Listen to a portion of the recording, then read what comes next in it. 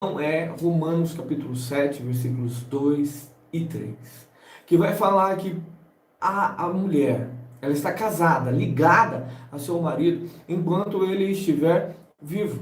Se o marido, por exemplo, morrer, ela estará livre da lei do casamento, por isso ela poderá se casar com uma outra pessoa, com outro homem, né? Mas se ela se casar com um outro homem enquanto o seu marido está vivo, então isso é adultério. Isso é adultério. A gente não consegue perceber algumas coisas. A gente não consegue. A gente, nessa ideia de ter superpoderes, de querer ser o soberano sobre as coisas, ao invés de deixar Deus ser soberano, a gente comete vários erros. Quando a Bíblia diz que o homem deve se casar com uma mulher e deve amá-la, respeitá-la e viver com ela até os últimos dias de vida, ou dele, ou dela, ou de ambos, Deus está dizendo que isso é o melhor. Isto é o melhor para cada um de nós. Quando nós achamos que não, aconteceu alguma intercorrência no meio do caminho, e então as pessoas podem se separar, podem casar de novo, podem formar outras famílias, nós estamos dizendo: ei Deus, a sua ideia é uma ideia legal, mas ela não condiz com a realidade. A sua ideia pode até ser uma ideia bacana, mas o melhor mesmo é a minha ideia. E a Bíblia vai dizer que a vontade de Deus, ela é melhor, ela é perfeita. Perfeição é aquilo que não tem erro, não tem falha. Então não tem como você dizer: olha, o casamento, pode haver um segundo casamento porque Deus entende a situação. Não, porque Deus criou uma lei. E se Deus criou uma lei, porque Ele sabe que isso é melhor para os seus filhos. Há inúmeras pessoas se casando, se separam, casam novamente, né? Você deve estar vivendo isso, o caso do seu marido, o caso da sua esposa, estão lá com os estranhos. E eles acham que sim, eles acreditam que sim, que Deus permitiu que eles encontrassem uma nova pessoa para que eles pudessem seguir a vida. E, queridos, muitos de nós que estamos do lado de cá, buscando a restauração, muitos de nós chegamos a pensar que sim, isso é uma possibilidade. Sim, isso é possível nas nossas vidas. Podemos achar outras pessoas. O fato é que nós vivemos num mundo caído. E isso nem sempre foi assim. As pessoas casavam. As pessoas casavam e se mantinham firmes aos seus casamentos. Haviam situações esporádicas, como nós vemos no Deuteronômio 24? Haviam. Porque o pecado existe na humanidade. Então sempre vai existir, mas não numa escala na qual nós estamos vivendo hoje. De casamentos que, sabe, por qualquer motivo acabam sendo rompidos, deixados de lado. Casamento requer renúncia. Casamento requer renúncia. E as pessoas, elas não querem renunciar. As pessoas querem ser atendidas. Ei, eu sou o rei. Eu sou o importante. Você é meu serviçal. Me atenda. É isso que muitas vezes nós dizemos aos maridos, às esposas. Nós dizemos: ei, eu sou importante. Você precisa me servir. Você precisa satisfazer os meus desejos. Você precisa satisfazer as minhas vontades. E quando isso não acontece, maridos e esposas se separam, repudiam e vão procurar outras pessoas que façam exatamente isso que eles querem. É terrível, mas é o que tem acontecido hoje por causa do pecado. E isso só acontece porque eu e você, como servos do Senhor, deixamos de cumprir o nosso trabalho. Nós queremos que uma força divina, uma intervenção divina venha e freie, e breque todas as ações pecaminosas do homem. Mas nós esquecemos que nós, sim, nós enquanto igreja, somos freio. Nós somos o freio de Deus. A Bíblia diz que o homem, ele deve ser um sal para salgar, né? Ele deve ser uma luz em meio a uma densa escuridão. Mas se você não for luz, você estará com a maioria. Será mais um. E tem tanta gente acreditando. Não é só o marido que foi embora, não é só a esposa que foi embora. Tem tanta gente acreditando que dá para encontrar uma outra pessoa, que dá para ser feliz com outras pessoas. Tem gente acreditando que sim, Deus errou. Deus errou. Tem gente acreditando nisso.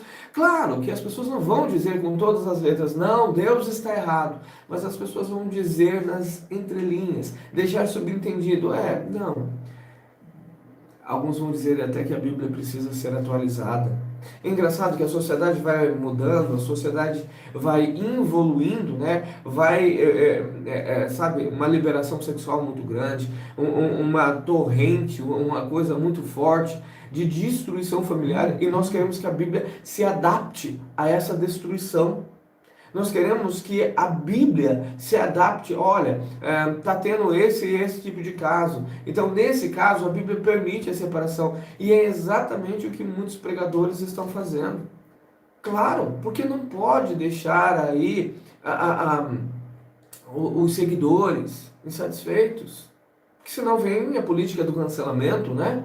Vão ser linchados dos seus canais do YouTube, vão sofrer aí sanções contra as suas igrejas, as pessoas vão deixar de frequentar, a receita vai cair. Queridos, a gente precisa entender que a gente é luz no meio dessa escuridão toda. Deus não vai compactuar, Deus não compactua, não adianta pregadores, este e aquele dizerem que sim. Não adianta o seu marido dizer que não, Deus preza pela felicidade dele, que se ele está feliz, então está tudo certo. Essa é uma frase de Satanás.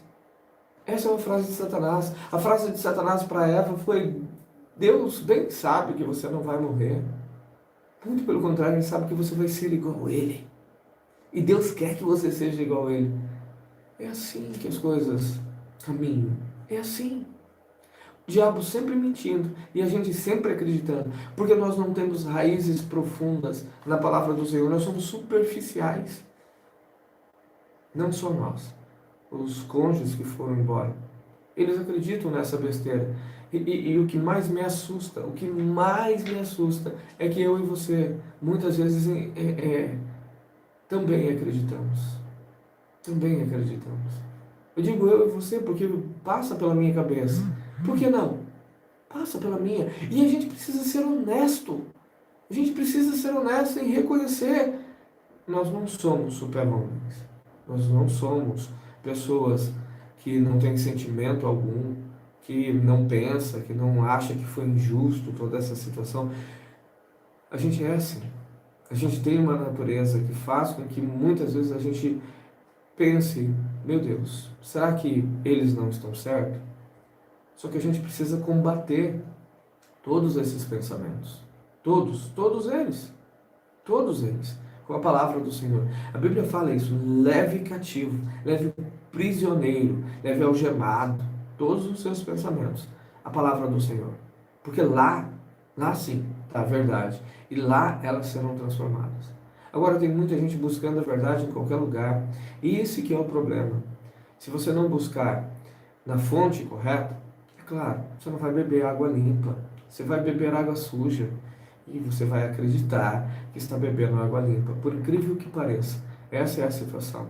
Homens e mulheres, como maridos e esposas, que foram para o outro lado, ouviram dessas mesmas águas sujas, beberam dessas águas sujas. Ouviram dessas ladainhas que está tudo bem, que não tem problema, que Deus aceita, que Deus não vai fazer caso disso, que o importante é que vocês estejam casados, mesmo se for segundo, terceiro, quarto, quinto casamento. Porque Deus vai entender a situação que você passou lá atrás. Deus vai entender que às vezes você teve um marido preguiçoso, que você às vezes teve uma esposa birrenta e por aí vai. A nossa ideia, ela está sempre sendo deturpada por conceitos contrários à palavra do Senhor, revestido de autoridade, né? Porque quem está falando é um padre, é um pastor, e aí a gente acha que é de Deus. Às vezes aquela irmã que tem lá o nome de missionária, às vezes ela diz para você: olha, Deus me revelou que não é ele, o homem para a sua vida. Aí você abandona o seu marido e você vai procurar outra pessoa. Mas qual a prova de que aquilo que aquela mulher disse realmente é verdade?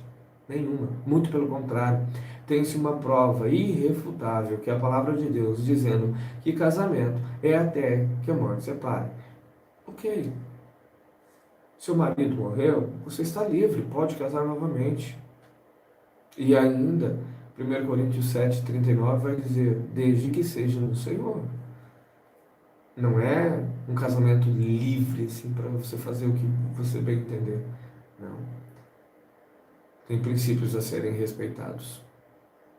A palavra de Deus diz, pode casar com outro depois que o marido morrer. Depois que a esposa morrer, pode casar com outro. O que não pode é, enquanto eles estiverem vivos, você achar que pode formar uma nova família. Porque não pode. Não pode. E fica aqui o meu recado para você que está buscando por restauração e às vezes pensa em desistir, às vezes pensa que vai ser possível um novo casamento, que Deus vai entender e que vai estar tudo bem. Não caia nessa mentira. Não caia nessa mentira, porque é uma mentira. É uma mentira estapafúrdia, que a gente sabe que é mentira, mas que os nossos sentimentos tendem a acreditar que é uma verdade e a gente quer viver isso. E para você, marido e esposa, que abandonou o seu lar, que abandonou a sua família e acreditou que você tem a possibilidade de construir um novo casamento, deixa eu dizer uma coisa para você. O que faltou para o seu casamento dar certo não foram mais noites de sexo. O que faltou para o seu casamento dar certo não foram mais amor. Não foi amor que faltou. Não, não foi. Foi renúncia. Você não foi capaz de renunciar aos seus desejos. Você não foi capaz de renunciar às suas paixões. Muito pelo contrário, você queria ser atendido. Como um serviçal, você escravizava a sua esposa e o seu esposo. E porque você queria as suas necessidades. Quando as suas necessidades não foram atendidas, então você procurou alguém que viesse a atender. Porque, afinal de contas, você é importante. O outro é descartável. Esse é o teu pensamento. Mas o pensamento bíblico é: vocês são igualmente amados por Deus, devem igualmente ser obedientes a Deus, devem igualmente amar e se sacrificar um pelo outro. A relação estava difícil? Ok. Consertasse a relação, não abandonasse. Abandonar é uma atitude covarde. Ir embora é uma atitude extremamente covarde. Não. Dizem para você que fugir é algo bom. Não, não é. Dizem para você que desistir é algo bom. Não, não é. Você está sendo criado, você está vivendo numa geração muito dodóizinha, em que felicidade é ter uma vida sem sofrimento. Você nunca encontrará isso. Nunca. Nem nessa geração, nem nas próximas gerações. Porque vida, sim, ela tem sofrimento, ela tem desafios. Nós vivemos num mundo caído, onde nós somos pecaminosos. Não espere uma vida sem sofrimento. Lute para diminuir o sofrimento, mas entenda que ele sempre fará parte da sua vida e que a renúncia, sim, a renúncia é o fator principal para qualquer relação dar certo. O relacionamento de uma mãe para com seu filho, onde o filho não oferece absolutamente nada, é renúncia. É renúncia. O filho não tem nada a oferecer a ela, mas ela precisa renunciar noites de sono, ela precisa renunciar ao seu corpo bonito, ela precisa fazer inúmeras renúncias. É assim. A nossa vida é feita de renúncias. Todos os relacionamentos precisam de renúncia. Todos. E se você não entendeu isso, você não entendeu nada. Que Deus abençoe a sua vida. Fique na paz e até o nosso próximo encontro.